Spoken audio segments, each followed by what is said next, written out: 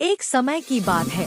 एक राजा की एक ही बेटी थी, आयुषी। वह रूप से सुंदर, दिल से समझदार और हर काम में निपुण थी। आयुषी हमेशा अपने पिता को यह यकीन दिलाने की कोशिश करती रहती कि वह किसी भी जिम्मेदारी को निभाने में सक्षम है। लेकिन राजा की चिंता बढ़ती जा रही थी, क्योंकि उसे अपनी बेटी के लिए ऐसा योग्य वर चाहिए था जो साहसी हो, जिम्मेदार हो और आयुषी जैसा हो। परंतु उसे ऐसा कोई लड़का मिल ही नहीं रहा था। धीरे धीरे समय बीतता गया और आयुषी 25 साल की हो गई। अब राजा और रानी दोनों चिंतित थे कि क्या फैसला लिया जाए। उधर आयुषी अपने ही मन में एक युवक को पसंद करने लगी थी, आरव। वह बचपन से उसके साथ था, हमेशा उसकी रक्षा करता था, उसके हर सुख दुख में साथ खड़ा रहता था। लेकिन आरव एक साधारण परिवार से था, इसलिए उसने कभी अपनी भावना जाहिर करने की हिम्मत नहीं की। एक दिन दोनों जंगल से लौट रहे थे, तभी अचानक झाड़ियों से एक जहरीला सांप निकल आया।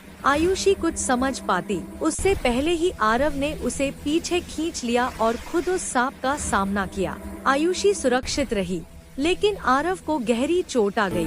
इसके बावजूद उसने दर्द सहते हुए आयुषी को घर तक पहुंचाया और खुद बेहोश हो गया। जब यह खबर महल पहुंची तो राजा को पहली बार एहसास हुआ कि जो अपनी जान की परवाह किए बिना उसकी बेटी की रक्षा कर सकता है, वही वास्तव में उसके योग्य है। राजा स्वयं आरव से मिलने गया और उसने अपनी बेटी का प्रस्ताव उसी के सामने रखा।